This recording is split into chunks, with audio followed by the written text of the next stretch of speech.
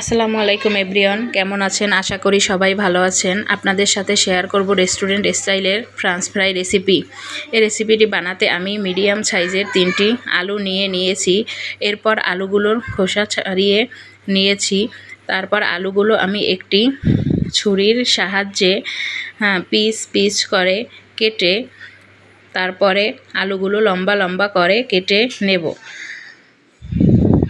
আলুগুলো লম্বা লম্বা করে কাটার পরে একটি পাত্রে আমি আলুগুলো উঠিয়ে ঠান্ডা পরিষ্কার পানি দিয়ে সুন্দরভাবে ধুয়ে নেব। আমার আলুগুলো ধোয়া শেষ হলে চুলায় একটি হাঁড়িতে পানি বসিয়ে লবণ আর তেল দিয়ে এই আলুগুলো 5 মিনিটের জন্য সেদ্ধ করতে বসিয়ে দেব।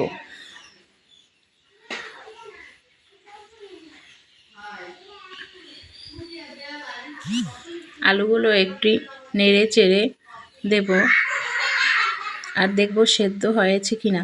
5 মিনিট পরে আমি আলুগুলো একটি ঝুড়ির সাহায্যে ছেঁকে নেব।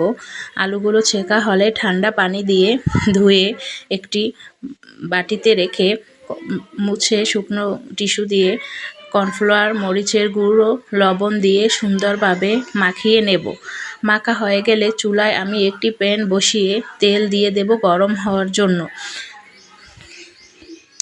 তেলটা যখন মোটামুটি গরম হয়ে যাবে, চুলার আঁচ মিডিয়ামে রেখে আমি আলুগুলো ভাজার জন্য দিয়ে দেব। এরপর একটি কাঠির সাহায্যে আমি আলুগুলো সুন্দর করে নেড়েচেড়ে দেব, যেন একটার সাথে একটা লেগে না যায়, এবং উল্টে পাল্টে দেব যেন আলুগুলো পুড়ে না যায়। আলুগুলোর কালার যখন এইভাবে হয়ে যাবে ব্রাউন কালারের, তখন আলুগুলো একটি ছেঁকনির সাহায্যে উঠিয়ে নেব।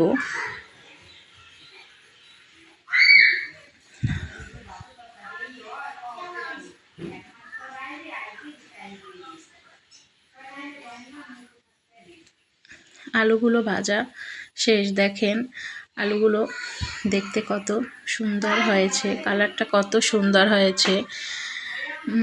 আপনাদের একটা আমি ভেঙে দেখাচ্ছি কত মুচমুচে হয়েছে।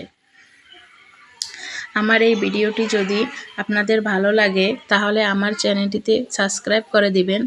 আজকের মতোই বিদায় নিচ্ছি। সবাই ভালো থাকবেন। আল্লাহ হাফেজ।